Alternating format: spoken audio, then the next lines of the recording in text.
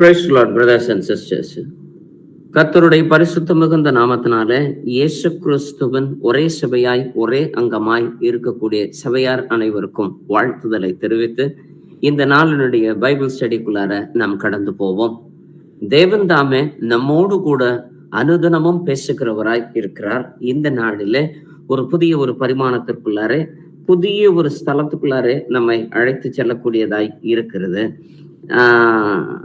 இந்த உலகத்துல நம்ம நிகழக்கூடிய நிகழ்வுகள், இக்காலத்தினுடைய எல்லா கால வரையறைகள் எல்லாமே ஒரு இறுதி காலத்திற்கு உரிய ஒரு அடையாளத்தை சொல்லக்கூடியதா தான் இருக்குது.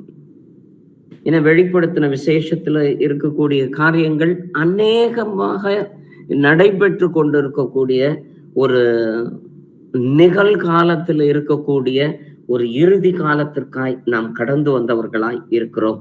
அந்த வெளிப்படுத்தின விசேஷத்துல அநேக காரியங்கள் இருக்கிறது. அதுல நம்ம ஒரு சில காரியங்கள் எல்லாத்தையுமே வாசித்து பார்க்கும் பொழுது 14வது அதிகாரத்துல நாம் வாசித்து பார்த்தோம் என்றால், பின்பு நான் பார்த்த போது இதோ வெண்மையான மேகத்தையும் அந்த மேகத்தின் மீது மனுஷகுமாரனுக்கு ஒப்பாய் இருக்கக்கூடிய தனது சிரசின் மீது பொற்கிரீடம், தனது கையில அரிவாளோடு ஒருத்தர் உட்கார்ந்திருக்கிறதை கண்டேன். அப்போ பயிர்கள் முதிர்ந்தது, அறுவடை காலம் வந்தது, ஆகையால் அரிவாளை நீட்டி அறுத்துவிடும் என்று மிகுந்த சத்தத்தோடு சொன்னான். அப்போ இறுதி காலம் அப்படிங்கிறது அரிவாளை நீட்டி முதிர்ந்த கதிர்கள் எல்லாவற்றையும் அறுவடை செய்யக்கூடிய அந்த காலம் அப்படிங்கிறது தான் வெளிப்படுத்தின விசேஷம் ரொம்ப அதிகமாய் நமக்குள்ளாரே சொல்லி கொண்டு இருக்கின்றது. அப்பொழுது மேகத்தின் மீது உட்கார்ந்திருந்தவர் தன்னுடைய அரிவாளை பூமியின் மேல் நீட்டினார். பூமியின் விளைவு அறுப்புண்டது. அறுப்பு அப்படிங்கிறது உலகத்தினுடைய முடிவிற்கு உரியது.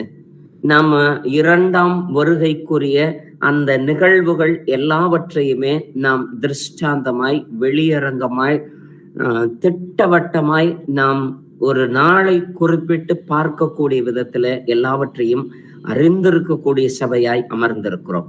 ஆனா அந்த அறுவடையினுடைய ஊழியத்திற்காய் தேவன் நம்மை அழைக்கக்கூடிய விதம் அப்படிங்கிறது இந்த நாளிலே தெளிவுபடுத்துவதற்காய் நாம் கடந்து செல்லக்கூடிய வேத பகுதி மத்தேயு எழுதின சுவிசேஷம் 15வது அதிகாரம் 25 முதல் இருக்கக்கூடிய வசனங்களை வாசிப்போமே.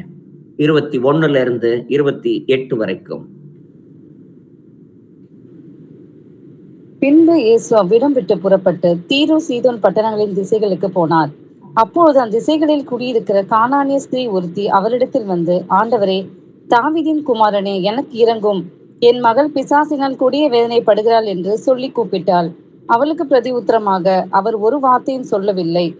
அப்பொழுது அவருடைய சீஷர்கள் வந்து, இவள் நம்மை பின்தொடர்ந்து கூப்பிடுகிறாளே, இவளை அனுப்பிவிடும் என்று அவரை வேண்டிக் கொண்டார்கள். அதற்கு அவர், காணாமற் போன ஆடுகளாக இஸ்ரவேல் வீட்டாரிடத்திற்கு அனுப்பப்பட்டேனே அன்றி மற்றபடி அல்ல என்றார். அவள் வந்து, ஆண்டவரே, எனக்கு உதவி செய்யும் என்று அவரை பணிந்து கொண்டாள். அவர் அவளை நோக்கி, பிள்ளைகளின் அப்பத்தை எடுத்து நாய்க்குட்டிகளுக்கு போடுவது நல்லதல்ல என்றார். அதற்கு அவள், மெய்தான் ஆண்டவரே, ஆகிலும் நாய்க்குட்டிகள் தங்கள் எஜமான்களின் மேஜையிலிருந்து விழும் துணிக்கைகளை தின்னுமே என்றாள். இயேசு அவளுக்கு பிரதி உத்தரமாக, ஸ்திரீயே, உன் விசுவாசம் பெரியது, நீ விரும்புகிறபடி உனக்கு ஆக கடவது என்றார். அந்நேரமே அவள் மகள் ஆரோக்கியமானாள். ஆமென். இந்த கானானிய ஸ்திரீ இருந்த பட்டணம் தீரு சீதோன் பட்டணம். ஆனா இவர் இருந்த பகுதி கானானிய ஸ்திரீக்கு இருக்கக்கூடிய அந்த தீரு சீதோன் பட்டணத்திற்கும் இயேசு கிறிஸ்து இருந்த இடத்திற்கும் சுமார் 50 மைல் டிஃபரன்ஸ்ல இருக்கக்கூடிய ஒரு தூரத்துல இருந்தார் இயேசு கிறிஸ்து.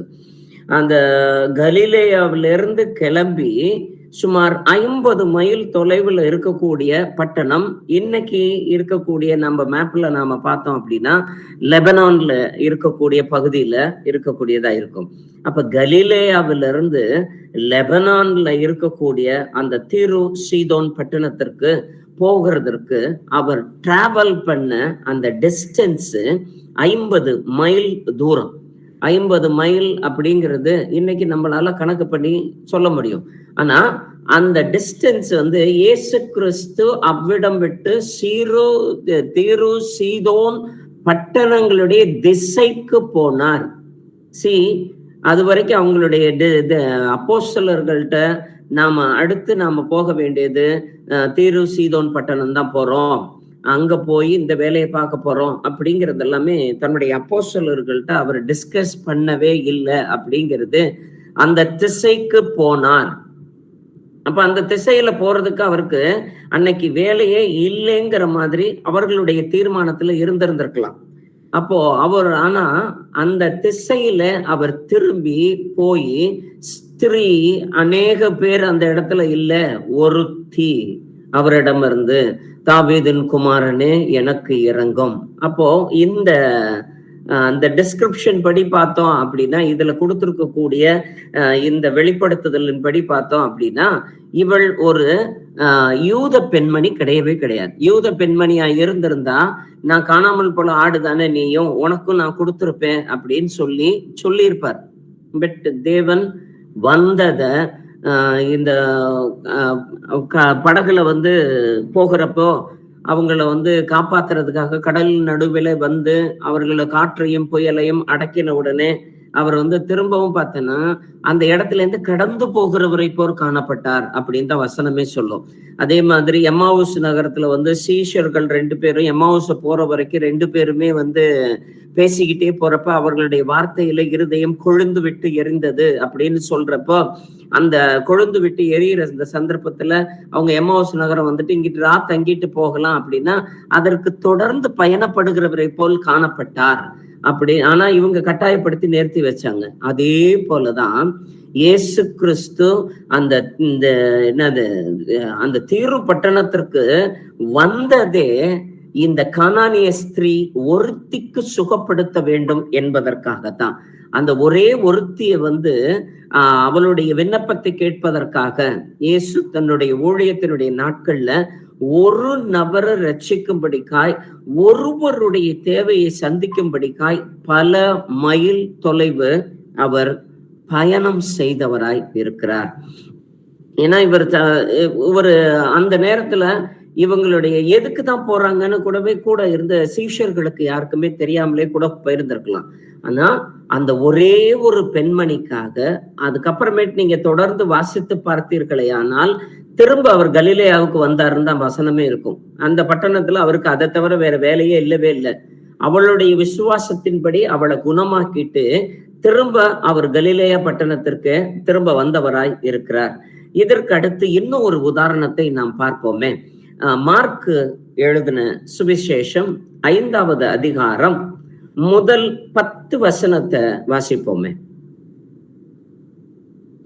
பின்பு அவர்கள் கடலுக்கு அக்கறையில் உள்ள கதிரேனுடைய நாட்டில் வந்தார்கள். அவர் படவிலிருந்து இறங்கின உடனே அசுத்த ஆவியுள்ள ஒரு மனுஷன் பிரேத கல்லறையிலிருந்து அவருக்கு எதிராக வந்தான். அவனுடைய குடியிருப்பு கல்லறைகளிலே இருந்தது. அவனை சங்கிலிகளினாலும் கட்ட ஒருவனாலும் கூடாது இருந்தது. அவன் அநேகந்தரம் விலங்குகளினாலும் சங்கிலிகளினாலும் கட்டப்பட்டிருந்தும் சங்கிலிகளை முறித்து விலங்குகளை தகர்த்து போடுவான். அவனை அடக்க ஒருவனாலும் கூடாதிருந்தது. அவன் எப்பொழுதும் இரவும் பகலும் மலைகளிலும் கல்லறைகளிலும் இருந்து கூக்குரலிட்டு கல்லுகளினாலே தன்னை காயப்படுத்தி கொண்டிருந்தான். அவன் இயேசுவை தூரத்திலே கண்டபோது ஓடி வந்து அவரை பணிந்து கொண்டு, இயேசுவே, உன்னதமான தேவனுடைய குமாரனே, எனக்கும் உமக்கும் என்ன? என்னை வேதனைப்படுத்தாதபடிக்கு தேவன் பேரில் உமக்கு ஆணை என்று மிகுந்த சத்தமிட்டு சொன்னான். ஏனெனில் அவர் அவனை நோக்கி, அசுத்த ஆவியே, இந்த மனுஷனை விட்டு புறப்பட்டு போ என்று சொல்லி இருந்தார். அப்பொழுது அவர் அவனை நோக்கி, உன் பேர் என்னவென்று கேட்டார். அதற்கு அவன், நாங்கள் அநேகராய் இருக்கிறபடியால் என் பேர் லேகியோன் என்று சொல்லி தங்களை அந்த திசையிலிருந்து துரத்தி விடாதபடிக்கு அவரை மிகவும் வேண்டிக் கொண்டான். ஆமேன். இந்த கதிரேனுடைய பட்டணத்துல இருக்கக்கூடிய இந்த அசுத்த ஆவியுள்ள இந்த மனுஷனுக்கு இயேசு கிறிஸ்து கலிலேயா கடற்கரையிலிருந்து இந்த கதரேனுடைய பட்டணத்திற்கு அவர் நடந்து சென்ற பயணம் அல்லது கப்பல்ல அந்த போட்ல போன அந்த பயணம் ஜோர்டான் பகுதியில இருக்கக்கூடிய, இன்னைக்கு இருக்கக்கூடிய பிரசன்ட் ஜோர்டான்ல இருக்கக்கூடிய இந்த கதரேனுடைய பட்டணம் இன்னைக்குமே இருக்கக்கூடியதா இருக்குது. அதுக்கு இவர் கடந்து போன தூரம் சுமார் 30 மைல் தூரத்துல அவர் கடந்து போனவராய் இருக்கிறார். அந்த ஊருக்கு போய் இவனும் அசுத்த ஆவி பிடித்த இந்த கதரேனுடைய பட்டணத்துல இருக்கக்கூடியது, இவனுடைய பேர் கூட தெரியாது. இவனுக்கு பேர் சொல்லி சொல்றதற்கு வேதாகமத்துல பதிவு செய்யப்படவில்லை. இவன் லேகியோன் பிசாசு பிடித்தவன் அல்லது கதரேனுடைய பட்டணத்துல இருக்கக்கூடிய அசுத்த ஆவி பிடித்தவன், இப்படித்தான் நாம பேசுறப்ப சொல்ல வேண்டியதா இருக்குது. ஆனா இவன் திரும்ப அந்த ஜோர்டான் பக்கத்துல இருக்கக்கூடிய இந்த நாட்டுக்கு அவர் கடந்து போன அந்த 30 மைல் தூரம் ரொம்ப பெரிய ஊழியத்துக்காக போகல, ஒரு 1000 பேர் இருக்கக்கூடிய ஒரு கன்வென்ஷனுக்காக போகல. ஒரே ஒருத்தனுக்காய், அந்த ஒரே ஒருத்தனுக்காய் சுகம் தருவதற்காய் தேவன் அந்த இடத்துல திட்டமிட்டு கடந்து போனார். இயேசு கிறிஸ்து ஒருத்தனுக்கு சுகப்படுத்துறதற்காய் அவர் டிராவல் பண்ணக்கூடிய விதம். ஏன்னா நான் ஏன் திரும்ப திரும்ப ஒருத்தருக்கு மட்டும்தான் சுகம் கொடுத்தாரு, அதுல அந்த ஊருக்கு நிறைய பேருக்கு தரலையா அப்படின்னா 17வது வசனத்தையும் 18வது வசனத்தையும் வாசித்து பாருங்களேன். அப்பொழுது தங்கள் எல்லைகளை விட்டு போகும்படி அவரை வேண்டிக் கொள்ள தொடங்கினார்கள். அப்படியே அவர் படவில் ஏறுகிற போது பிசாசு பிடித்திருந்தவன் அவருடைய கூட இருக்கும்படி தனக்கு உத்தரவு கொடுக்க அவரை வேண்டிக் கொண்டான். இப்போ இந்த ஒருத்தனை தவிர, இந்த ஒரு அற்புதத்தை தவிர வேற எதுவும் அந்த கதரேனுடைய பட்டணத்துல செய்யவே கிடையாது. ஆனா இவனை மட்டுமே அந்த இடத்துல விட்டுட்டு திரும்ப இயேசு கிறிஸ்து படவில் ஏறி அதுக்கப்புறமேட்டு அந்த இடத்துல இருந்து கிளம்பி போயிட்டாரு அப்படிங்கிற மாதிரிதான் வசனம் இருக்கிறது.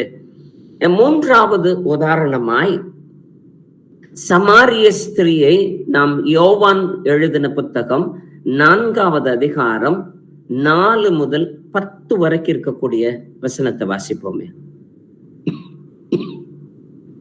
அவர் சமாரியா நாட்டின் வழியாய் போக வேண்டி இருந்தபடியால் யாக்கோபு தன் குமாரனாகிய யோசேப்புக்கு கொடுத்த நிலத்திற்கு அருகே இருந்த சமாரியாவில் உள்ள சீகார் எனப்பட்ட ஊருக்கு வந்தார். அங்கே யாக்கோபுடைய கிணறு இருந்தது. இயேசு பிரயாணத்தினால் இடைப்படைந்தவராய் அந்த கிணற்றினருகே உட்கார்ந்தார். அப்பொழுது ஏறக்குறைய 6ஆம் மணி வேளையாய் இருந்தது. அவருடைய சீஷர்கள் போஜன பதார்த்தங்களை கொள்ளும்படி ஊருக்குள்ளே போயிருந்தார்கள். அப்பொழுது சமாரியா நாட்டாளாகிய ஒரு ஸ்திரீ தண்ணீர் மொள்ள வந்தாள். இயேசு அவளை நோக்கி தாகத்துக்கு தா என்றார். யூதர்கள் சமாரியனுடைய சம்பந்தமல்லாதவர்களாய் இருந்தபடியால் சமாரிய ஸ்திரீ அவரை நோக்கி, நீர் யூதனாயிருக்க சமாரிய ஸ்திரீயாகிய என்னிடத்தில் தாகத்துக்கு தா என்று எப்படி கேட்கலாம் என்றாள். இயேசு அவளுக்கு பிரதியுத்தரமாக, நீ தேவனுடைய ஈவையும் தாகத்துக்கு தா என்று உன்னிடத்தில் கேட்கிறவர் இன்னார் என்பதையும் அறிந்திருந்தாயானால் நீயே அவரிடத்தில் கேட்டிருப்பாய், அவர் உனக்கு ஜீவ தண்ணீரை கொடுத்திருப்பார் என்றார். ஆமேன். ஆமேன். இந்த சமாரியா நாட்டிற்கு இவர் போனாரு அப்படின்னு சொல்லி வசனம் போடப்படவில்லை. மீண்டுமாய் அந்த 4வது வசனத்தை நாம் திருப்பி பார்ப்போமே ஆனால், அவர் சமாரியா நாட்டின் வழியாய் போக வேண்டி இருந்ததனாலே, அப்படின்னா இவர் ஒரு நாள் எருசலேம்ல இருந்து இவர் அடுத்த ஊருக்கு பயணம் செய்வதற்காக அவர் கடந்து போகக்கூடிய அந்த பயணத்துல இவர் எருசலேம்ல இருந்து கலிலேயாவுக்கு போக வேண்டிய அந்த பயணம். அந்த பயணத்துல அவர் ஒரு குறுக்கு பாதை, ஒரு குறுக்கு சாலை அப்படிங்கிறது ஒண்ணு இருக்கும்.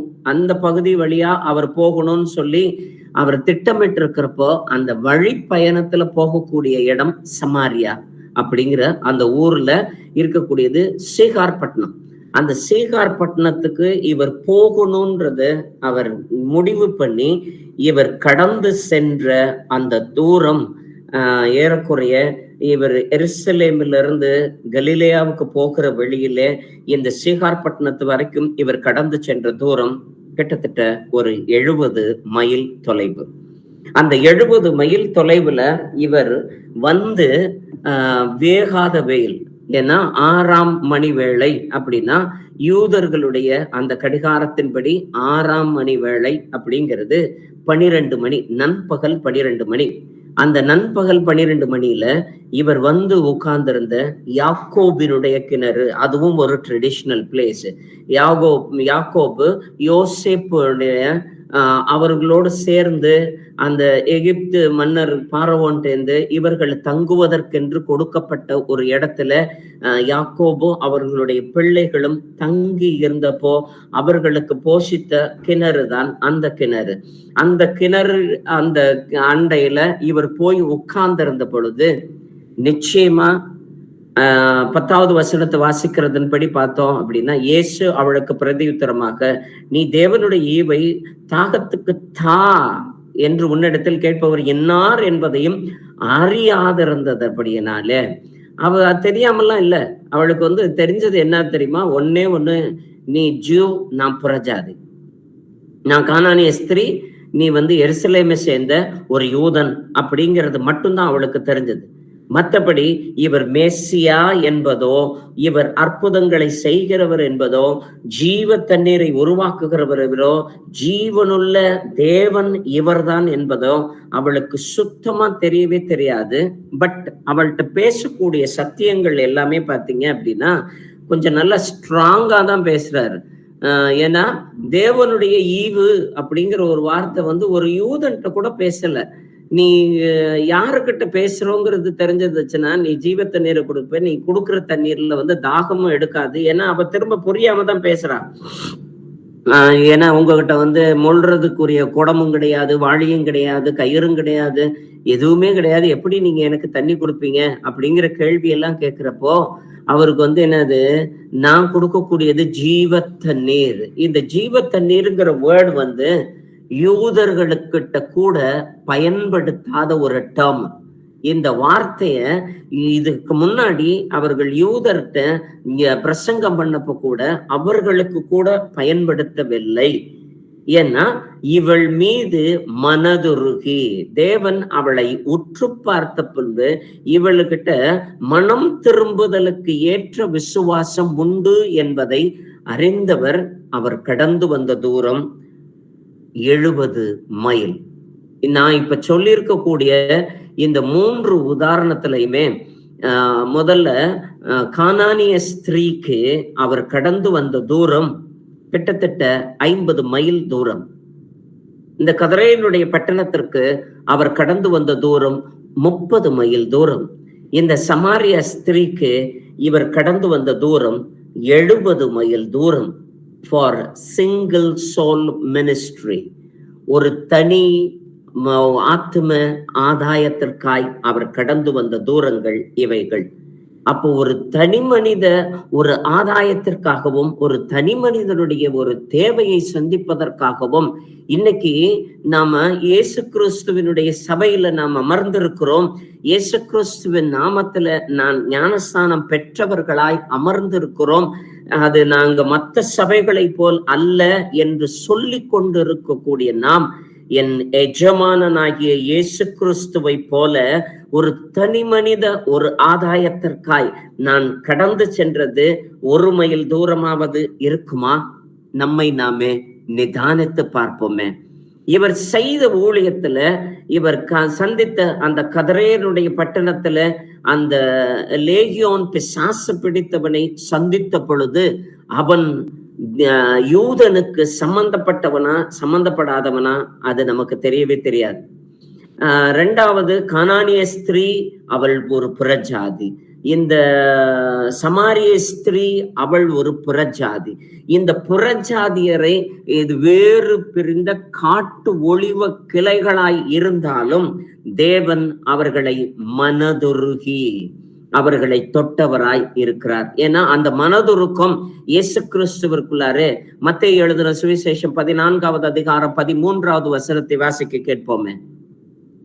இயேசு அதை கேட்டு அவ்விடம் விட்டு படவில் ஏறி வனாந்தரமான ஒரு இடத்திற்கு தனியே போனார். ஜனங்கள் அதை கேள்விப்பட்டு பட்டணங்களில் இருந்து கால்நடையை அவரிடத்திற்கு போனார்கள். இயேசு வந்து திரளான ஜனங்களை கண்டு அவர்கள் மேல் மனதுருகி அவர்களில் வியாதியஸ்தர்களாய் இருந்தவர்களை சொஸ்தமாக்கினார். ஆமென். இயேசு கிறிஸ்து ஒரு திரளான ஜனங்களை பார்த்து மனதுருகி அவங்களுடைய வியாதியஸ்தரை சொஸ்தமாக்கினார் அப்படிங்கிறது இப்ப போட்டிருக்கக்கூடிய வசனம். பட் திரளான ஜனத்துக்கு மட்டும் ஓடுறவர் அல்ல என் அருள்நாதர் இயேசு கிறிஸ்து. உங்களையும் என்னையும் தனித்தனியாய் சந்திப்பதற்காக அவர் தன்னுடைய பாடுகளை ஏற்றுக்கொண்டவராய் இருக்கிறார். மார்க் எழுதின சுவிசேஷம் 1 அதிகாரம் 40-41 வாசிப்போமே. அப்பொழுது குஷ்டரோகி ஒருவன் அவரிடத்தில் வந்து அவர் முன்பாக முழங்கால் படியிட்டு, உமக்கு சித்தமானால் என்னை சுத்தமாக்க உம்மால் ஆகும் என்று வேண்டிக் கொண்டான். இயேசு மனதுருகி கையை நீட்டி அவனை தொட்டு, எனக்கு சித்தம் உண்டு, சுத்தமாகு என்றார். குஷ்டரோகியை பார்த்தெல்லாம் மனதுருக்கிறதெல்லாம் யூதர்களுக்கு இடையில இல்லாதது. ஏன்னா அவன் நுழையிறப்பவே எந்த ஒரு சந்தடிக்குள்ளாரையோ எந்த ஒரு கூட்டமான பகுதிகளுக்குள்ளாரே அவன் நுழையும் பொழுது அவனுடைய வாயிலிருந்து புறப்படக்கூடிய ஒரு வார்த்தை என்னவென்றால், அசுத்தம் அசுத்தம் அப்படின்னு சொல்லிக்கிட்டே தான் அவன் நுழையணும். ஏன்னா குஷ்டரோகிக்கு அவனுக்குன்னு ஒரு பிரத்யேகமான ஒரு கார்மெண்ட் கொடுத்துடுறாங்க. குருடர்களுக்கு ஒரு பிரத்யேகமாக கார்மெண்ட் கொடுத்துருவாங்க. அந்த மேல இருக்கக்கூடிய அந்த ஆடையை போட்டுக்கிட்டு அவர்கள் மூடிட்டு அவன் போற இடத்துல எல்லாமே அசுத்தம் அசுத்தம்னு சொல்லிட்டே தான் போனாதான் மித்தவங்க எல்லாருமே நகர்ந்துக்குவாங்க. அவனுடைய பக்கத்துல கூட வரமாட்டாங்க, அவனை பார்க்க கூட மாட்டார்கள். ஆனால் இயேசு கிறிஸ்து மனதுருகி கையை நீட்டி அவனை தொட்டு சித்தமுண்டு சுத்தமாகும். அவரால் தூரத்துல நின்று கூட அவரால் சுகம் அளிக்க கூடும். அவனை கையை நீட்டி தொட்டு சித்தமுண்டு சுத்தமாகு அப்படின்னு சொல்லிட்டு செய்யணுங்கிற அவசியம் எதற்கு என்றால், உங்களையும் என்னையும் கண்கள் திறக்கப்படுவதற்காக தான். அவருடைய மனதுருக்கம் ஒருத்தருக்காயிருந்தாலும் திரளுக்காயிருந்தாலும் யாருக்காயிருந்தாலும் சேம். ஆனா நமக்கு எல்லாத்துக்குமே ஒரு கூட்டமான ஒரு சபையை பார்த்தாலோ ஒரு கூட்டமா இருக்கக்கூடியதை பார்த்தாதான் நமக்கு எழுப்புதல் அப்படிங்கிற ஒரு உணர்வே தட்டக்கூடியதா தான் இருக்குது. ஆனா ஒரு கூட்டத்திற்காகவோ ஒரு காசிற்காகவோ பணத்திற்காகவோ ஊழியம் அல்ல. அவர் யாராயிருந்தாலும் தேவனுடைய மனதுருக்கம் ஒன்றாகத்தான் இருக்கிறது. மார்க் எழுதின சுவிசேஷம் 6 அதிகாரத்துல 33-34 வசனத்தை வாசிக்க கேட்போமே. அவர்கள் புறப்பட்டு போகிறதை ஜனங்கள் கண்டார்கள். அவரை அறிந்த அநேக சகல பட்டணங்களிலும் இருந்து கால்நடை அவரிடத்திற்கு ஓடி அவர்களுக்கு முன்னே அங்கே சேர்ந்து அவரிடத்தில் கூடி வந்தார்கள். இயேசு கரையில் வந்து அநேக ஜனங்களை கண்டு அவர்கள் மேய்ப்பன் இல்லாத ஆடுகளைப் போல் இருந்தபடியால் அவர்கள் மேல் மனதுருகி அநேக காரியங்களை அவர்களுக்கு உபதேசிக்க தொடங்கினார். அவர்கள் மேய்ப்பன் இல்லாத ஆடுகளை போல் இருக்கிறத பார்த்த உடனே இயேசு கிறிஸ்துவுக்கு தோன்றினது மனதுருக்கம். ஏன்னா அவருக்கு மனதுருக்கம் தோன்றுனுச்சு அப்படின்னாலே அவர் அநேக காரியங்களை அவர்களுக்கு உபதேசிக்க தொடங்கினார். நமக்கு மனதுருக்கம் அப்படிங்கிறது நீங்களும் நானும் நினைக்கிறப்ப ஏதோ பரிதாபப்படுறது இல்ல, பாவம் அப்படிங்கிற ஒரு வார்த்தையை மட்டும் சொல்லிட்டு இந்த உச்சு கொட்டிட்டு போறதுக்காக எல்லாம் தேவன் நம்மளை மனதுருக்கம்லாம் வைக்கல. தேவன் அப்படி பாவம் இவர்கள் அறியாமல் செய்கிறார்கள் அப்படின்னு சொல்லிட்டு தூரத்துல நின்று வேடிக்கை பார்க்கிறவர் அல்ல. அவர் அநேக காரியத்தை உபதேசிக்க தொடங்கினார். நீங்கள் இன்னைக்குமே ஒரு ஊழியத்திற்குள்ளார நாம் இன்னும் திடமாய் இறங்காததற்கும் திட்டவட்டமாய் உபதேசத்திற்கு தொடங்காததற்கும் நமக்குள்ளார இருக்கக்கூடிய ஒரு பிரத்யேகமான காரியம் மனதுருக்கம். ஏன்னா காலம் சமீபமாய் இருக்கிறது. அறுவடையின் ஆண்டவரை நோக்கி ஜெபம் பண்ணிக்கங்க, அறுவடையோ மிகுதி வேலையாட்களோ குறைவு அப்படின்லாம் சொல்லிட்டு இருக்கக்கூடிய வசனங்கள் எல்லாத்தையுமே திரும்ப திரும்ப வாசிக்கிறோம், திரும்ப திரும்ப கேட்கிறோம். ஆனா இது எல்லாத்தையும் பாக்குறப்போ இவர்கள் எல்லாருமே மேய்ப்பல் இல்லாத ஆடுகளை போல் இருப்பதை கண்டு, ஏன்னா இன்னைக்கு மெய்ப்பனோட இருக்கிறேன்னு சபையில இருக்கிறேன்னு சொல்லக்கூடிய அத்தனை பேருமே அந்த கட்டடத்தையுமே அந்த போதகர்களையுமே காணிக்கைகளுமே அதற்குரிய ஆசீர்வாதங்களையுமே மட்டும் நம்பிக்கொண்டிருக்கக்கூடிய அத்தனை திரளான ஜனங்களையும் பார்க்கிற பொழுது இயேசு கிறிஸ்துவை போல மனதுருக்கம் உங்களுக்கும் வந்திருக்குமே ஆனால் இந்நேரத்திற்கு நாம் பிரசங்கிக்க தொடங்கி இருப்போம். ஏன்னா அவர் மனதுருகி அநேக காரியங்களை, ஒன்னு ரெண்டு இல்ல, அநேக காரியங்களை, அவங்களுக்கு புரியுதோ புரியலையோ, ஏன்னா சமாரிய ஸ்திரிக்கு அவருக்கு புரியுது புரியல அப்படிங்கறதெல்லாம் பத்தி அவருக்கு கவலையே இல்லை. அதை பத்தி எல்லாம் அவருக்கு பின்னாடி அதை பத்தி அவர் தெரிஞ்சுக்கிட்டான். ஏன்னா நம்ம இன்னொரு வசனத்தை வாசித்துட்டு பின்பு யோவான் எழுதின சுவிசேஷம் 4வது அதிகாரத்துக்கு போய்க்கலாம். லூக்கா 7வது அதிகாரம் 13, 14, 15 3 வசனத்தையுமே வாசிப்போமே. கர்த்தர் அவளை பார்த்து மனதுருகி என்று சொல்லி கிட்ட வந்து பாடையை தொட்டார். அதை சுமந்தவர்கள் நின்றார்கள். அப்பொழுது அவர், வாலிபனே எழுந்திரு என்று உனக்கு சொல்லுகிறேன் என்றார். மரித்தவன் எழுந்து உட்கார்ந்து பேசத் தொடங்கினான். அவனை அவன் தாயிடத்தில் ஒப்புவித்தார். ஆமென். ஒப்பு வச்சுட்டு அவர் பாட்டுக்கு போயிட்டாருங்க. அவருக்குரிய வேலை அவ்வளவோட முடிஞ்சு போச்சு.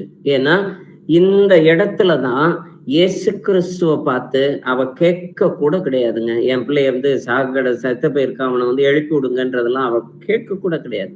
அந்த விதவையினுடைய காரியத்தை பார்த்த உடனே தேவனுடைய மனதுருக்கம். இங்க பாருங்கள, நம்ம கிட்ட யாரும் கேட்கணுங்கிற அவசியம் இல்லை.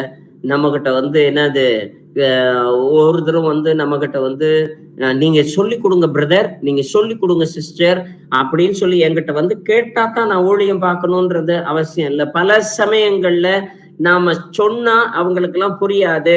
2ஆம் வருகைக்குரிய காரியங்கள் எல்லாம் இந்த வருஷத்துல எல்லாத்தையுமே கூட்டி கழிச்சு இப்படி பார்த்து அப்படி பார்த்து இப்படி எல்லாம் சொன்னா அவங்களுக்கு எல்லாம் புரியுமா பிரதர்? புரியாது பிரதர். இப்ப அல்லது இந்த மாதிரி என்னது ஒன்காடை பத்தி பேசினாலோ அல்லது நம்ம சர்ச்ல இருக்கக்கூடியது இந்த நியமங்களை பத்தி பேசினாலோ இதெல்லாம் அவங்களுக்கு எல்லாம் விளங்குமா பிரதர்? விளங்கவே விளங்காது அப்படின்னு சொல்லிட்டு நாம நிறுத்தணும். அப்படின்னா யோவான் எழுதுற சுவிசேஷத்துல 4வது அதிகாரத்துல நாம கானானிய ஸ்திரிய வாசிக்கிறோம். அந்த கானானிய ஸ்திரிய வாசிக்கிறப்ப அவ 20வது வசனத்துல 21வது வசனம் 22வது வசனம் இது மூணையுமே வாசிங்களேன். 20, 21, 22. எங்கள் பிதாக்கள் இந்த மலையிலே தொழுது கொண்டு வந்தார்கள். நீங்கள் எருசலேமில் இருக்கிற ஸ்தலத்திலே தொழுது கொள்ள வேண்டும் என்கிறீர்களே என்றார். அதற்கு இயேசு, ஸ்திரீயே, நான் சொல்லுகிறதை நம்பு. நீங்கள் இந்த மலையிலும் எருசலேமிலும் மாத்திரமல்ல, எங்கும் பிதாவை தொழுது கொள்ளும் காலம் வருகிறது. நீங்கள் அறியாததை தொழுது கொள்ளுகிறீர்கள், நாங்கள் அறிந்திருக்கிறதை தொழுது கொள்ளுகிறோம். ஏனென்றால் ரட்சிப்பு யூதர்கள் வழியாய் வருகிறது. உண்மையாய் தொழுது கொள்ளுகிறவர்கள் பிதாவை ஆவியோடும் உண்மையோடும் தொழுது கொள்ளும் காலம் வரும். அது இப்பொழுதே வந்திருக்கிறது.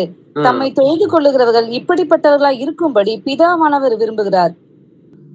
இப்போ பிதாவை மலையில அவளுக்கு தெரிஞ்சது அவ்வளவுதான். அந்த கனானிய ஸ்திரீக்கு தெரிஞ்சது, நாங்களாம் போய் இந்த மலையில எப்பயாச்சும் போய் வேண்டுதல் பண்ணிட்டு வருவோம், அல்லது மொட்டை அடிப்போம், அல்லது நாம காணிக்கை செலுத்திட்டு வருவோம், அல்லது அவங்களுடைய தலைச்சம்பிள்ளைகளே பலி கொடுக்கக்கூடிய பழக்க வழக்கங்கள்லாம் இருக்கக்கூடிய அந்த மலைப்பகுதிகள்ல தான். ஏன்னா ஆபிரகாம் தன்னுடைய மகன் ஈசாக்க பலி கொடுக்கறதுக்கு அந்த மலையின் மீது ஏறுற பகுதி இருக்கு இல்லையா, அந்த ஏறுற பகுதியில கீழ்பகுதியில இருக்கக்கூடியது அந்நிய தேவதைகளுக்கு தங்களுடைய தலைச்சம்பிள்ளைகளை அப்படியே முழுசாவே அந்த தகன பலியா ஒப்பு கொடுக்கக்கூடிய இடம் அந்த மலையினுடைய கீழே பகுதி, மோரியா மலையில கீழ்பகுதி. ஆனா மேல் பகுதியில போய் இவர் கொடுத்தது தேவனாகிய ஆண்டவருக்குன்னு நான் சொல்லிட்டு என் பிள்ளையின் மீது கை வைப்பதற்கு அவன் துணிந்த பொழுது தேவன் நிறுத்தினார். ஆனா அந்த மலையில தொழுது கொள்ளுகிறவர்கள் நாங்க. ஆனா நீங்க எல்லாம் என்னது மலையில தொழுவக்கூடாது, இல்ல எருசலேமுக்கு வந்தாதான் தொழுவணும்ன்றத நீங்க சொல்றீங்க. என்னால எருசலேமுக்கு எல்லாம் வர முடியாது. ஏன்னா எருசலேமுக்கும் அவளுக்கும் இருக்கக்கூடிய தூரம் 70 கிலோமீட்டர், 70 மைல் தொலைவு. அந்த 70 மைல் தொலைவு நாங்கெல்லாம் வரவும் முடியாது, ஆண்கள் மட்டும்தான் வர வேண்டியதா இருக்குது, அப்படி இப்படின்னு சொல்லிட்டு நிறைய காரியங்களை சொல்றப்போ அவளுக்கு சொல்றாரு, பிதாவை எங்கும் தொழுது கொள்ளக்கூடிய காலம் வரும். நிச்சயமா அவளுக்கு இந்த ஸ்டேட்மெண்ட் புரிஞ்சிருக்குமா புரியலையான்றது தெரியல. ஐயா நீ என்னது இன்னைக்கு நமக்கு வீட்டுல நீங்க சபை நடத்தணும், தேவன் ஒருவரே அப்படிங்கிற விஷயத்த இவங்களுக்கெல்லாம் சொன்னா புரியாது அப்படின்னு சொல்லிட்டு நிறுத்தி வைத்திருக்கக்கூடிய சகோதரனே சகோதரியே, இந்த சமாரிய ஸ்திரிக்கு புரியாதுங்கிறது நினைச்சு இயேசு கிறிஸ்து அன்னைக்கு இந்த சுவிசேஷத்தை சொல்லாமல் விட்டிருப்பாரையானால் ரட்சிப்பு யூதர்கள் வழியா வேணா வந்திருக்கலாம். ஆனா உண்மையாய் தொழுது கொள்ளுகிறவர்கள் பிதாவை ஆவியோடும் உண்மையோடும் தொழுது கொள்ளும் காலம் வரும். அது இப்பொழுதே வந்திருக்கிறது. தம்மை தொழுது கொள்ளுகிறவர்கள் இப்படி இருக்கிறவர்களா இருக்கும்படிக்கு பிதாவானவர் விரும்புகிறார். இது தெளிவா சொல்றார் இயேசு கிறிஸ்து. இப்படித்தான் விரும்புறாரு. அந்த 23, 24 வாசிங்க சிஸ்டர். உண்மையாய் தொழுது கொள்ளுகிறவர்கள் பிதாவை ஆவியோடும் உண்மையோடும் தொழுது கொள்ளும் காலம் வரும். அது இப்பொழுதே வந்திருக்கிறது. தம்மை தொழுது கொள்ளுகிறவர்கள் இப்படிப்பட்டவர்களாய் இருக்கும்படி பிதாவானவர் விரும்புகிறார். தேவன் ஆவியாய் இருக்கிறார். அவரை தொழுது கொள்ளுகிறவர்கள் ஆவியோடும் உண்மையோடும் அவரை தொழுது கொள்ள வேண்டும் என்றார். இதெல்லாம் நிச்சயமா அந்த சமாரிய ஸ்திரீக்கு விளங்கியிருக்காது. இவர் சந்திச்சது எல்லாமே புறஜாதி. கானானிய ஸ்திரியா இருந்தாலும் சரி, இந்த சமாரிய ஸ்திரியா இருந்தாலும் சரி, கதரேயனுடைய பட்டணத்துல இருக்கக்கூடியவன் அவனை அதே இடத்துல விட்டுட்டு போனாரு. இதுல இவங்க எல்லாருமே சுவிசேஷகரை மாறிட்டாங்க. ஏன்னா கானானிய ஸ்திரீ அவங்களுடைய ஊர்ல இருக்கிறவங்களுக்கு எல்லாத்துக்குமே சொல்லி இருக்கிறான். ரெண்டாவது, கதரேயனுடைய பட்டணத்துல அந்த லேகியோன் பிசாசு பிடித்தவன் அவனை சுகப்படுத்தின உடனேவே நீங்க இந்த ஊர்ல இருக்க வேணாம்னு சொல்லிட்டு விரட்டி விட்டதுக்கு அப்புறமேட்டு 2 வருஷம் தாண்டி நீங்க வாசித்து பாத்தீங்கன்னா, மறுபடியும் அவருக்கு இக்கரைக்கு சேர்ந்த பொழுது ஒரு திரளான ஜனங்கள் கூடி இருந்தார்கள். அவர் இடிச்சுக்கிட்டு தள்ளும் முள்ளுமா இருக்கக்கூடிய அந்த இடத்துல நடுவுல இயேசு கிறிஸ்து நடந்து போக வேண்டிய ஒரு கட்டாயம் இருந்தது. அப்படி நடந்து போகிற பொழுது அப்போ அந்த 12 வருடம் பெரும்பாடுள்ள ஸ்திரீக்கு இருந்த விசுவாசம், ஆடையினுடைய விளிம்பை தொட்டாகிலும் நான் சுகப்பட வேண்டும் அப்படிங்கிறது அந்த இடத்துல அவளுக்கு விசுவாசத்தை விதைத்தது யாரோ அப்படிங்கிற மாதிரி இருக்கும். ஆனா அந்த சீக்வன்ஸ்ல தொடர்ச்சியா இருக்கக்கூடியது அங்கதான் ஆரம்பிக்குது. அப்போ இவளுக்கு இப்படிப்பட்ட இக்கரையில இருக்கக்கூடியவருக்கு இப்படிப்பட்ட ஒரு விசுவாசத்தை ஒரு விதைக்கக்கூடியது எவருடைய மகளுக்கு மரித்தவள் உயிர்த்தெழுறதா இருக்கட்டும், இந்த 12 வருட பெரும்பாடுள்ள ஸ்திரீக்கு ஆடையினுடைய விளிம்பை தொட்டாலும் சுகம் பெற்றுக்கொள்வேன்ற அளவுக்கு ஒரு விசுவாசத்தை உந்தி தள்ளுனது யாருன்னா அந்த லேகியோன் பிசாசு பிடித்தவனுடைய சாட்சி. அவன் அப்பவே உடனே சாட்சி ஊழியக்காரனா மாறிட்டான். அவன் உடனே நான் எல்லாத்தையுமே சங்கிலிகள் அறுப்புண்டு பழைய மாதிரி ஆனோடனே நானும் உங்களோட வரேன் அப்படின்றப்ப, நீ என்கிட்ட வர்றதை காட்டிலும் நீ இங்க இருந்து பண்ணக்கூடிய ஊழியம் ஜாஸ்தி. ஏன்னா கூட்டத்தோடு கூட்டமாய் சேர்ந்து நிற்பது ரொம்ப ஈஸி பிரதர்ஸ் அண்ட் சிஸ்டர்ஸ். நீங்க உங்களுடைய குடும்பத்திலேயோ நீங்க இருக்கக்கூடிய பகுதிகளிலேயோ தனித்து நின்று இயேசு கிறிஸ்துவினுடைய தனித்துவத்தை, ஏன்னா இப்படிப்பட்டவர்களை தேவன் விரும்புகிறவராய் இருக்கிறார். இப்படிப்பட்டவர்களாய் இருக்கும்படி பிதாவானவர் விரும்புகிறார். நம்மளை எல்லாத்தையுமே தேவன் விரும்புகிறது இப்படிதான் இருக்கணும்னு சொல்லிட்டு விரும்புறார். அப்படிப்பட்டவர்களை தான் தேவன் தெரிந்தெழுத்து கொள்ளவும் ஆசைப்படுகிறவராய் இருக்கிறார். ஏன்னா என் எஜமானனாகி இயேசு கிறிஸ்து எப்படி ஊழியத்தை செய்தாரோ அதே மாதிரிதான் நானும் ஊழியம் செய்யணும். ஏன்னா என் எஜமானனுக்குரிய ஊழியம் என்ன அப்படின்னா, நடுப்பகல் வேலையில போனாலும் அவர் தேடி போனது சிங்கிள் ஆத்மா. அந்த சமாரிய ஸ்திரீ சிங்கிள், ஒரே ஒரு ஆளை தேடினாங்க. ஆனா அந்த சமாரிய பட்டணம் முழுவதுமே ரட்சிக்கப்படக்கூடிய விதத்துல அந்த இடத்துல தேவ வல்லமை நிறைவாய் இறங்கினது. இதே சமாரியா பட்டணத்துக்கு திரும்ப இன்னொரு தடவை ஊழியத்துக்கு யாரு வருவாங்க, திரும்ப யாராச்சும் போய் செய்வாங்க அப்படின்லாம் யாருமே எதிர்பார்க்கல. இவர் சொல்லிட்டு அந்த பட்டணத்துல இருக்கிறவங்களுக்கு எல்லாத்துக்கும் இவர்தான் மெசியாங்கிறத அந்த இடத்துல எல்லாருக்குமே தெரியப்படுத்திட்டு அவர்களுடைய விசுவாசத்தை உறுதி பண்ணிட்டு திரும்ப வந்ததுக்கு அப்புறமேட்டு அந்த இடத்துல சபையை ஸ்தாபித்தது, திரும்ப சபையை உருவாக்குவதற்கென்று திரும்ப போனது யார் தெரியுமா? அப்போஸ்தலர் பணியில நாம வாசித்து பார்த்தோம் அப்படின்னா 8வது அதிகாரத்துல 6 முதல் 8 வரைக்கும் இருக்கக்கூடிய வசனங்களை நானே வாசிக்கிறேன். பிலிப்பு செய்த அதிசயங்களை ஜனங்கள் கேள்விப்பட்டு அதை கண்டு அவனால் சொல்லப்பட்டவைகளை ஒருமனப்பட்டு கவனித்தார்கள். அநேகரிலிருந்து அசுத்தாவி மிகுந்த சத்தத்தோட புறப்பட்டு அவர்களை விட்டு புறப்பட்டது. அநேக திமிர்வாதக்காரரும் சப்பானிகளும் குணமடைந்தார்கள். அந்த பட்டணத்திலே மிகுந்த சந்தோஷம் உண்டாயிற்று. அந்த பட்டணத்துக்குள்ளார திரும்பவுமாய் சந்தோஷம் உண்டாகுவதற்கு கிட்டத்தட்ட எனது இயேசு கிறிஸ்து மரித்ததற்கு அப்புறமேட்டு ஒரு 20 ஆண்டுகள் கழித்து அதே இடத்துல போய் திரும்ப பிலிப்பு ஊழியம் செய்யக்கூடிய விதத்துல தேவ கிருபை அவர்களுக்குள்ளாரே இறங்கினது. அந்த சமாரியா பட்டணத்துக்குள்ளாரதான் அவர் விட்டு சென்ற விதையை தேவன் அந்த இடத்துல அதிகமாய் அவர், ஏன்னா இவளுடைய சாட்சி இதுல நீங்க தொடர்ச்சியா வாசிச்சு பார்த்தீங்க அப்படின்னா 39வது வசனத்தை நான் வாசிக்கின்ற பொழுது, அவள் சாட்சியை சொன்ன அந்த ஸ்திரீயின் வார்த்தையின் நிமித்தம் அந்த ஊரில் உள்ள சமாரியரில் அநேகர் அவர் மேல் விசுவாசமாய் இருந்தார்கள். இவளுடைய அந்த புறஜாதியினுடைய சாட்சி நல்லா தெரிஞ்சுக்கங்க.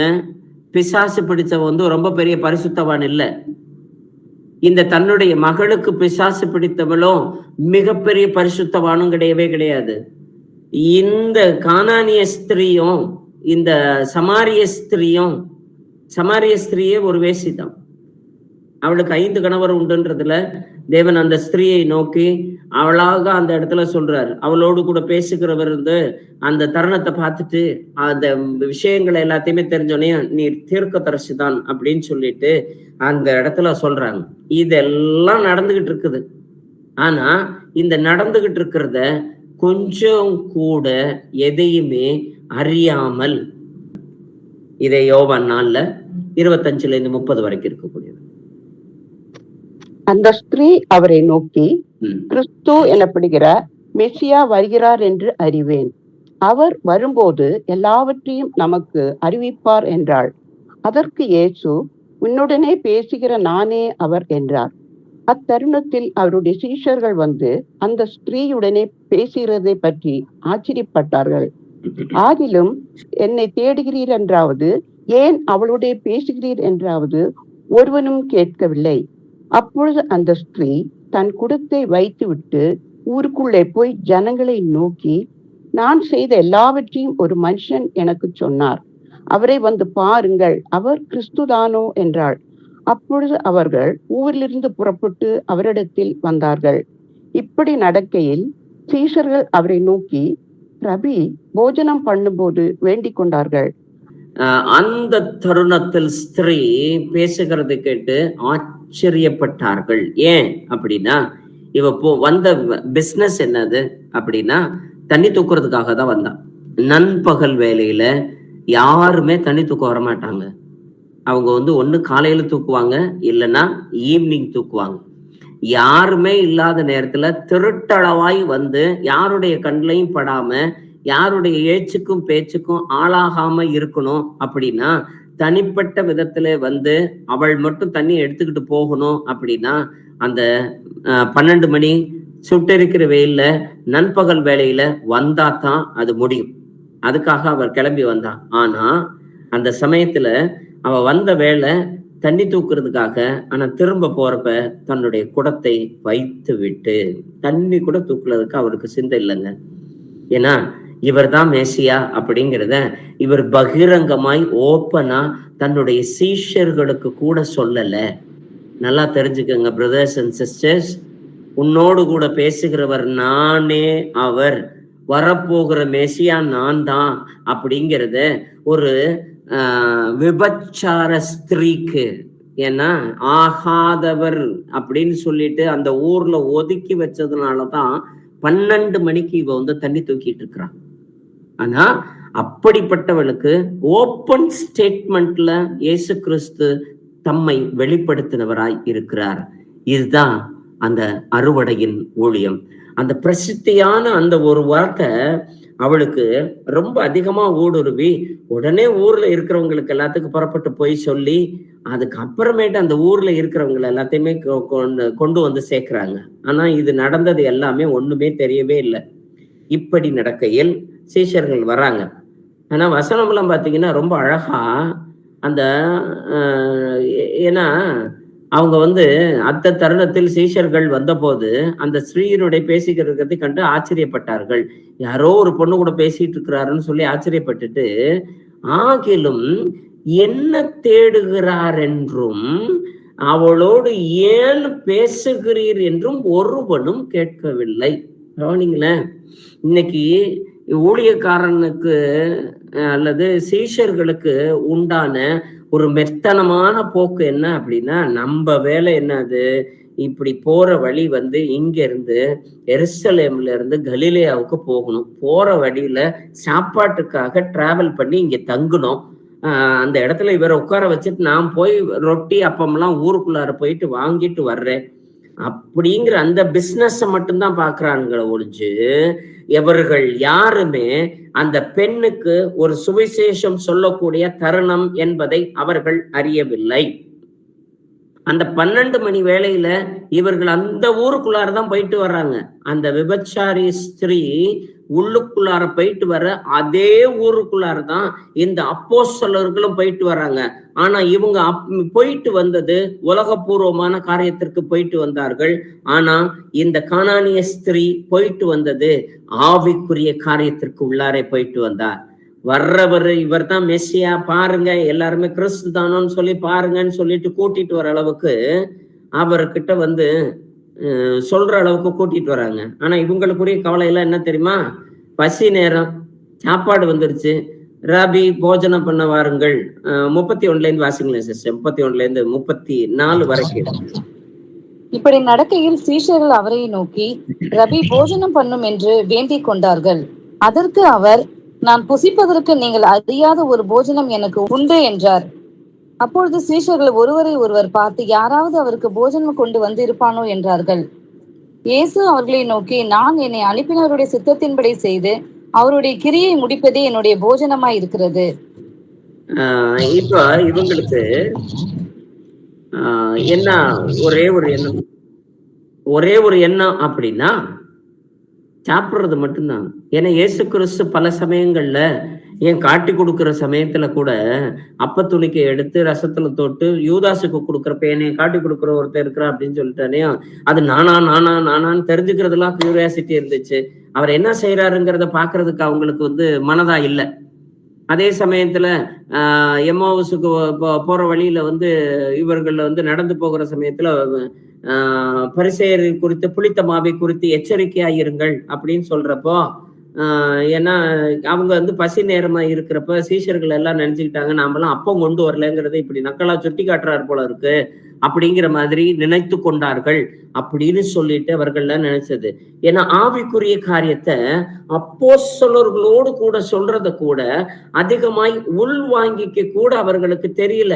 ஏன்னா நீங்கள் அறியாத ஒரு போஜனம் எனக்கு உண்டு என்றார் அப்படின்னா இயேசு கிறிஸ்துவ ஆவிக்குரிய விதத்துல பார்த்து நம்ம அறியாத போஜனம் எதையோ ஒண்ணு இவர் சொல்றாரு போல இருக்கு, அப்படின்னா என்ன மெசியாவே, என்ன இயேசு கிறிஸ்துவே அப்படின்னு சொல்லி கேட்டிருக்கிறத விட்டுவிட்டு இவங்க எல்லாரும் ஒருத்தருக்கு ஒருத்தர் நம்ம உள்ளார வாங்கின போற சமயத்துல வேற எவனோ சாப்பாடு கொடுத்துட்டான் போல இருக்கு, அதனால நீங்க எல்லாம் போய் ரொட்டி வாங்கிட்டு வர சொன்னீங்க, நான் நல்ல பிரியாணியே சாப்பிட்டுட்டு உட்கார்ந்து இருக்கிறேன் அப்படின்னு சொல்றாரு போல இருக்குன்ற மாதிரி இவர்கள் தப்பா இவர்களுடைய சிந்தனை ஓடக்கூடியதா இருக்கிறது. வேறஸ் இத பத்தி எதுவுமே தெரியாத அந்த சமாரிய ஸ்திரீக்கு இவர் சொல்றது என்ன சொல்ல வர்றாருன்றத தெளிவா புரிஞ்சுக்கிட்டு இவர் சுவிசேஷகியா மாறி அந்த ஊருக்குள்ளார போயிட்டு இயேசு கிறிஸ்து சொல்றத அப்படியே உள்வாங்கி எந்த ஒரு வார்த்தையும் புதுசா சேர்க்கல, மாற்றல. என்னைய பத்தி அவர் நல்லா சொல்றாரு, என்னை பத்தி என்கிட்ட இருக்கக்கூடிய தப்பிதங்கள் எல்லாத்தையும் எடுத்து சொல்றாருன்னு இவ போய் சாட்சி சொல்றா. அந்த கதிரையனுடைய பட்டணத்துல அசுத்த ஆவி பிடித்த அந்த மனுஷன் போய் வீடு வீடா அவன் சாட்சி சொல்லி இருந்திருப்பான்.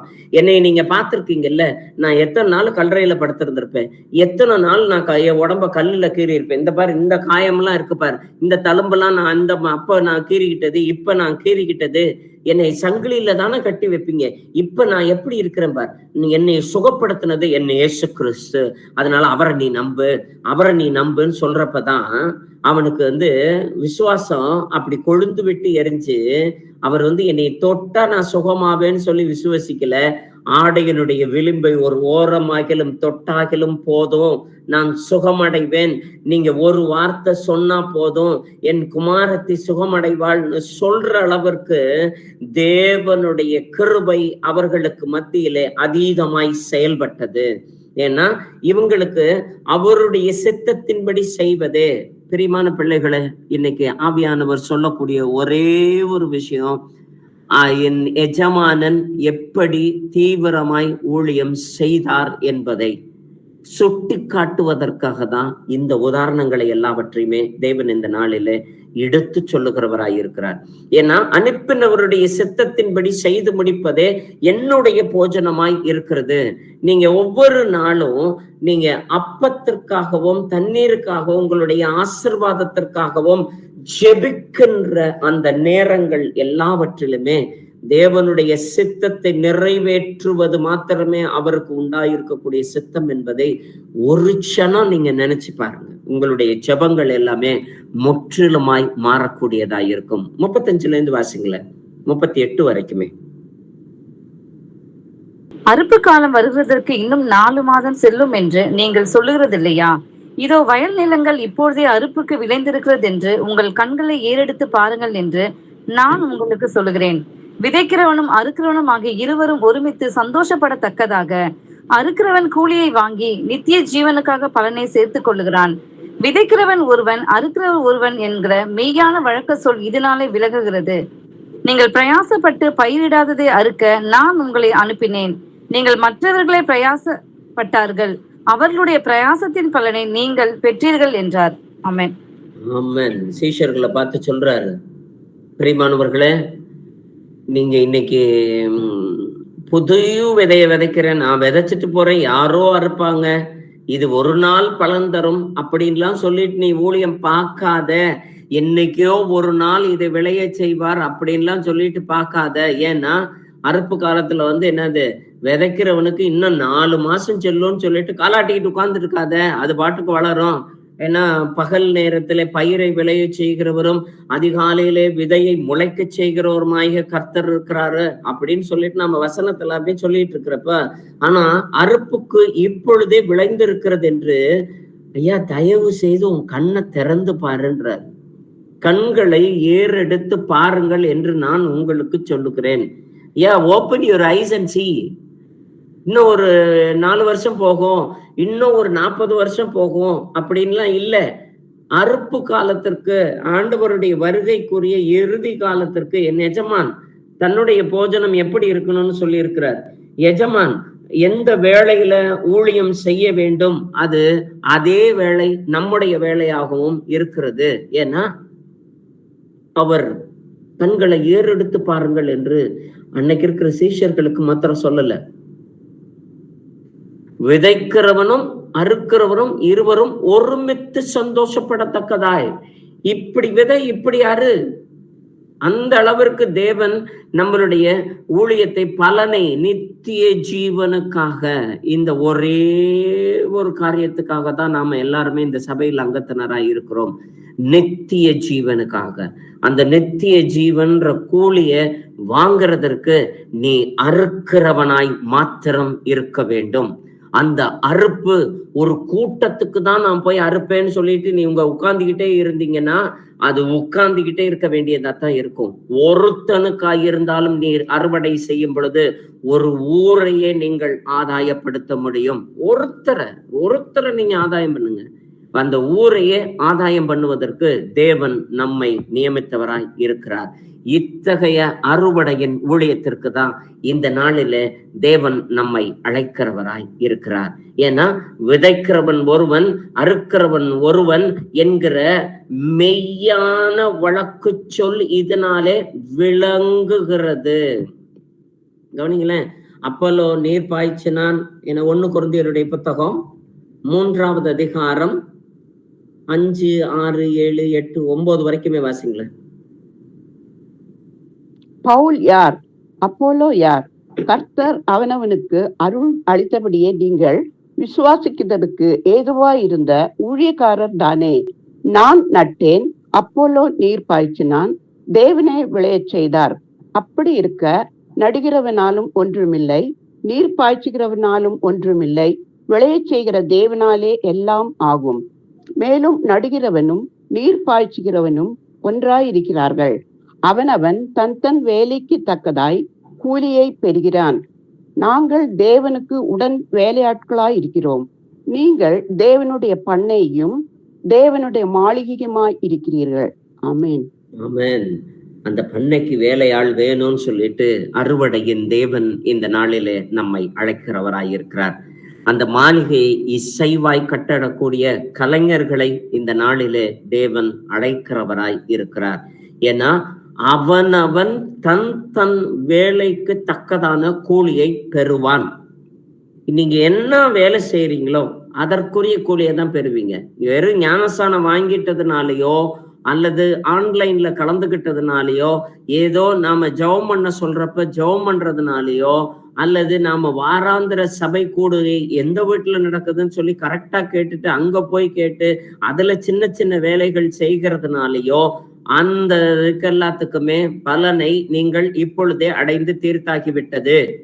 இதெல்லாம் முடிஞ்சிருச்சு. ஆனா கூலி அப்படிங்கிறது அறுவடை செய்கிறவனுக்கு மாத்திரமே.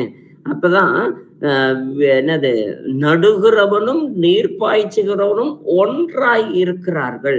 நடுறதும் நீர் பாய்ச்சுறதும் அப்படின்னா வசனமாகிய விதைய விதைக்கிறதும், அதே சமயத்துல நீர் பாய்ச்சல் அப்படிங்கிறதற்கு உபதேசம் என்கிற நீர் பாய்ச்சல். அந்த உபதேசத்தை தொடர்ந்து கொடுத்துக்கிட்டே இருக்கணும். யார் விதைக்கிறோமோ அந்த விதைக்கிறவர்கள் தொடர்ந்து அந்த நீர் பாய்ச்சுதல் அப்படிங்கிற அந்த உபதேசம் என்னும் மழை, உபதேசம் என்கிற நீர் பாய்ச்சுதல் அந்த விதைக்கு இருக்க செய்கிற சமயத்துல அந்த விதையை விளைய செய்கிறவர் கர்த்தர் நிச்சயமாய் அவைகளை விளைய செய்கிறவராய் இருக்கிறார். அதனால நாம நான் நட்டுட்டேன்றதுக்காக இல்ல, நீர் பாய்ச்சுகிறவனாலும் ஒன்றுமில்லை, நடுகிறவனாலும் ஒன்றுமில்லை, விளைய செய்கிறவர் தேவனாலே.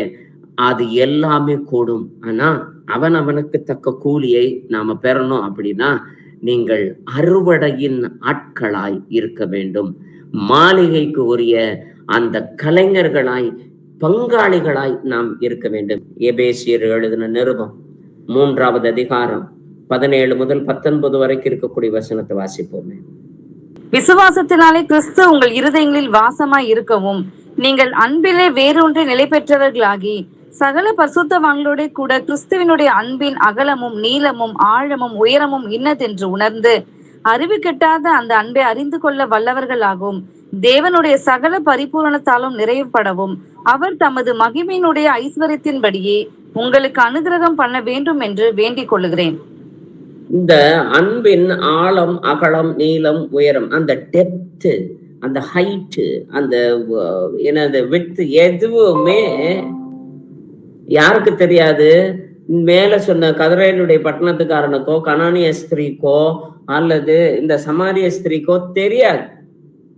பட் அவருடைய அன்பை அறிந்து கொள்ள வல்லவர்களாகவும் சகல பரிபூர்ணத்தினாலும் நிரப்பப்பட அவர் வேண்டிக்கிட்டதுனால அந்த அனுக்கிரகம் அவள் மீது விழுந்து அந்த பட்டணமே தேவனுக்குள்ளார செவிசாய்க்கக்கூடிய பட்டணமாய் மாறினது. அதற்கு பின்பாக ஒரு திரளான ஒரு பெரிய ஒரு ஊழியக்காரனையே கொண்டு வந்து நிறுத்துவதற்கும் அந்த பட்டணமே சந்தோஷம் உண்டாக்குவதற்கும் அந்த இடத்துல விதைக்கப்படுவதற்கு அந்த அனுக்கிரகம் பண்ண அவர் வேண்டிக்கிட்ட அந்த ஐஸ்வர்யத்தின்படியே அந்த இரக்கத்தின்படியே சகல பரிபூர்ணத்தின்படியே நிரப்பப்பட பிரியமான சீஷர்களே, இந்த நாளிலே ஆவியானவர் அழைக்கிறவராய் இருக்கிறார். வெளிப்படுத்தின விசேஷம் 3வது அதிகாரம் சர்தை சபைக்கு முதல் 3 வசனத்துல அவர் சொல்லக்கூடியது, சர்தை சபையின் தூதனுக்கு நீ எழுத வேண்டியது என்னவெனில், தேவனுடைய 7 ஆவிகளையும் 7 நட்சத்திரங்களையும் உடையவர் சொல்லுகிறதாவது, உன் கிரியைகளை அறிந்திருக்கிறேன். நீ உயிருள்ளவன் என்று பெயர் கொண்டிருந்தும் செத்தவனாயிருக்கிறாய். நீ விழித்து கொண்டு சாயுதற்கு ஏதுவாய் இருக்கிறவைகளை ஸ்திரப்படுத்து. உன் கிரியைகள் தேவனுக்கு முன் நிறைவுள்ளவைகளாக நான் காணவில்லை. ஆகையால் நீ கேட்டு பெற்றுக்கொண்ட வகையை நினைவு கூர்ந்து அதை கை கொண்டு மனம் தீர்வு. நீ விழித்திராவிட்டால் திருடனை போல் உன்மேல் வருவேன். நான் உன்மேல் வரும் வேளையை அறியாதிருப்பாய். ஆமென். கவனிங்க, நீ உயிர் உள்ளவன் என்று பெயர் கொண்டிருந்தும் செத்தவனாய் இருக்கிறாய். ஏன்னா நாம எல்லாருமே உயிருள்ள ஜீவனுள்ள ஆராதிக்க கூடிய ஒரு சபையில நாம் இருக்கிறோம் என்றால் அதற்குரிய அந்த அறுவடையின் ஊழியத்தினுடைய அழைப்பை சரியா செய்யணும்.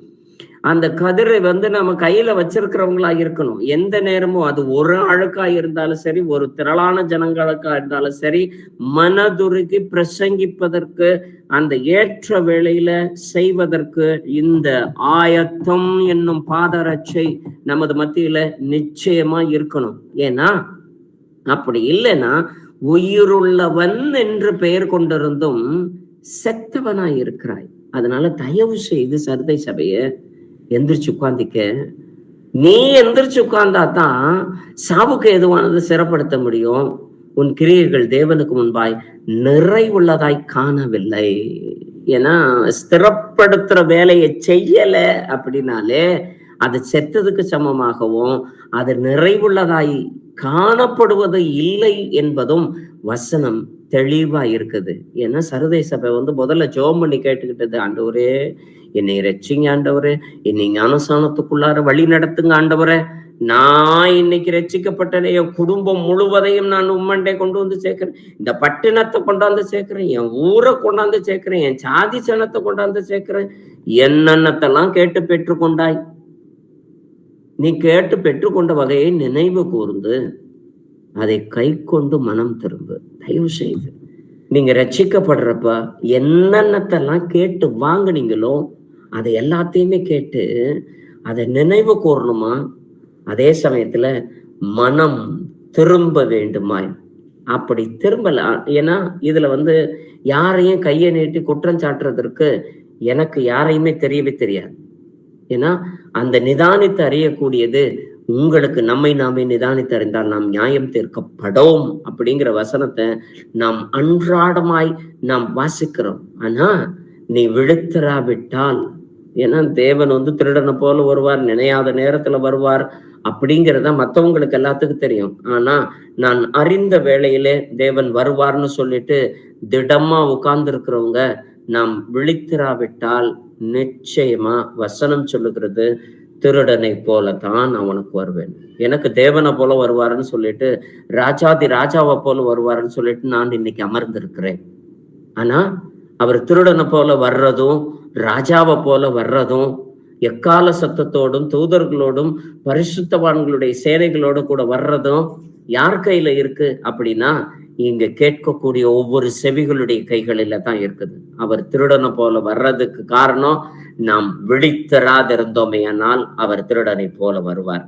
நாம் விழித்திருந்து ஜாக்கிரதை உள்ளவர்களாய் தேவனுடைய சமூகத்துல கேட்டுக்கொண்ட வகைகளை நினைவு கூர்ந்தவர்களாய் நாம் இருப்போமையானால், மனம் திரும்பி தேவன் நம்மளுடைய வாசற்படியில நின்று தட்டுகிறவராய் இருக்கிறார் என்பதை உணர்ந்தவர்களாய் நாம் இருப்போமையானால், அவர் திருடனை போல அல்ல, ராஜாதி ராஜாவாகவும் அவருக்குள்ளார இருக்கக்கூடிய ஆசாரிய குலமாகவும் ராஜரீக கூட்டமாகவும் நம்மை தெரிந்தெடுத்துக் கொள்ள தேவன் இந்த நாளில அழைக்கிறவராய் இருக்கிறார். இதை வெளிப்படுத்தின விசேஷத்துல 3வது அதிகாரத்துல 20-21 வசனத்தை வாசித்து நாம் நிறைவு செய்வதற்காய் நாம் கடந்து போவோமே. இதோ வாசற்படியில் நின்று தட்டுகிறேன். ஒருவன் என் சத்தத்தை கேட்டு கதவை திறந்தால் அவனிடத்தில் நான் பிரவேசித்து அவனோட போஜனம் பண்ணுவேன், அவனும் என்னோட போஜனம் பண்ணுவான்.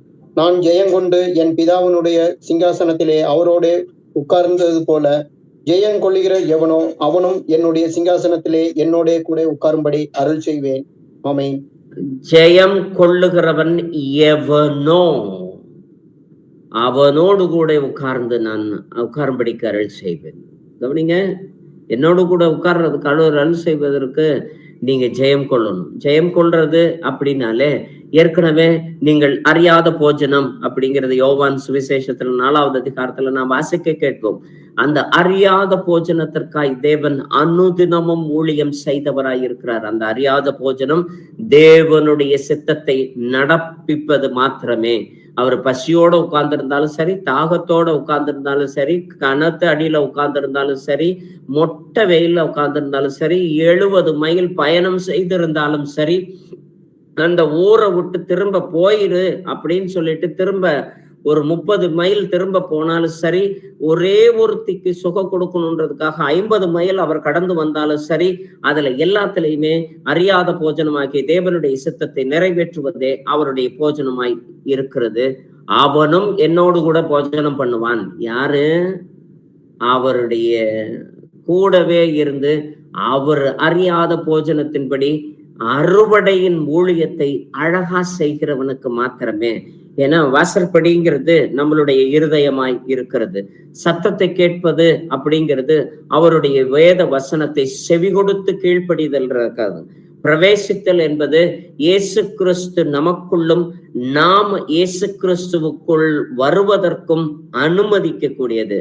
போஜனம் அப்படிங்கிறது இயேசு கிறிஸ்துவோடு நிலைநிறுத்தல், இயேசுக்கும் நம்மிலே நிலை நிற்கக்கூடிய விதத்துல அவருடைய சித்தத்தை நாம் நிறைவேற்றுகிறவர்களாய் இருக்கும் பட்சத்துல தேவன் நம்மை நிறைவுள்ளவர்களாய் மாற்றவும் அவருக்கு ஏற்புடைய ஆசாரிய கூட்டமாய் மாற்றுவதும் அவருக்கு உகந்த காரியமாய் இருக்கிறது. நீங்கள் இப்படிப்பட்டவர்களாய் இருக்க வேண்டும் என்பதை தேவன் விரும்புகிறார். ஏன்னா நம்மளை பார்த்து நீ அனலும் மின்றி குளருமின்றி நிர்பாக்கியமுள்ளவனும் பரிதபிக்கப்பட்டனும் தரித்திரனும் குருடனும் நிர்வாணியுமாய் இருக்கிறதை அறியாமல் நான் ஐஸ்வர்யவான் என்றும் திரவிய சம்பன்னன் என்றும் எனக்கு குறைவொன்றும் இல்லை என்று சொல்லுகிறவர்களைப் போல நாமளும் இந்த பெரிய சபையில இருக்கிறேன் அப்படின்னு சொல்லிட்டு நாம மாறுதட்டிக்கிட்டு இருக்கிறவர்களாய் அல்ல, இந்த சபைக்கு ஏற்பவர்களாய் ஒருவரும் பூட்டக்கூடாதபடிக்கு திறக்கிறவரும் ஒருவரும் திறக்கக்கூடாதபடிக்கு நம்மளுடைய பாவமான வாழ்க்கைகளை பூட்டுகிறவருமாய் இருக்கக்கூடிய கர்த்தருக்குள்ளாரை ஒப்படைத்தவர்களாய் நித்திய ஜீவனை நோக்கி நடைபெறக்கூடிய சர்வ வல்லமையுள்ள சங்கத்திற்குள்ளார நாம் நிற்க வல்லவராய் இருக்க நாம் இந்த வேளையில தலைகளை தாழ்த்தி செபிப்போமே. வல்லவருடைய சமூகத்திற்குள்ளார நம்மை நாமே நிதானித்து அறிவோம்.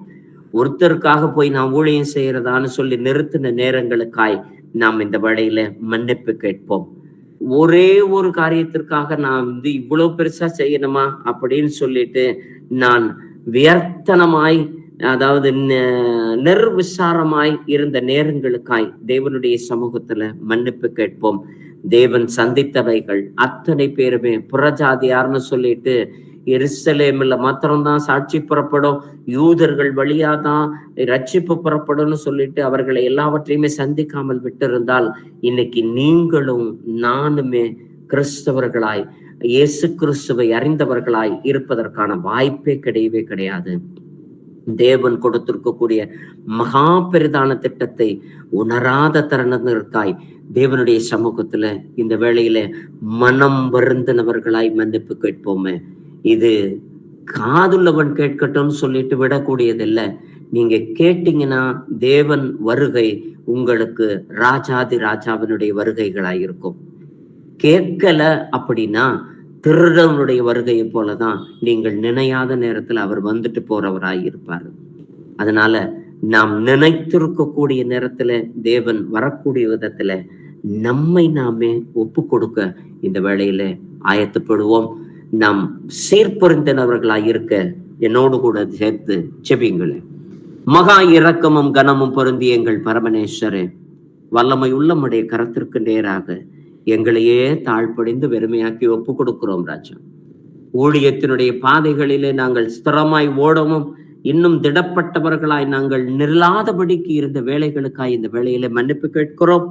உம்முடைய சமூகம் எங்களை சூழ பாளையம் இறங்கி இதோ உம்முடைய சித்தம் இவைகள் என்பதை பூரணமாய் உணர்ந்தவர்களாய் நாங்கள் செயல்படக்கூடிய விதத்துல பிதாவே எங்கள் ஒவ்வொருவரையும் உம்முடைய பரிபூர்ண திட்டத்திற்குள்ளார வழி நடத்த எங்களையே தாழ்த்துக்கிறோம், வெறுமையாக்குகிறோம், ஒப்பு கொடுக்கிறோம். ஆண்டவரே, ஒத்த ஆத்துமாவை நீங்கள் சந்தித்த பொழுது பட்டணம் முழுவதும் ஆதாயப்பட்டது போல இந்த நாளில கேட்கக்கூடிய அந்த குடும்பத்தை சார்ந்த ஒருத்தராய் இருந்தாலும் தேவ சமூகம் இவர்களை பாதுகாக்க வல்லதாய் உடனிருந்து பாதுகாக்க இந்த வேளையில ஒப்பு கொடுக்கிறோம். இவர்கள் போய் சொல்லக்கூடிய வார்த்தைகள் திடமுள்ளதாகவும் இறுதி பரியந்த வரைக்கும் நிலைத்திருக்கத்தக்கதாகவும் தேவரீர் நீரே ஒவ்வொருவரையும் ஆசிர்வதியும் பாதுகாத்துக் கொள்ளும் வழி நடத்தும் எங்கள் ஜீவனுள்ள நல்ல பிதாவே. ஆமென். Praise the Lord, brothers and sisters.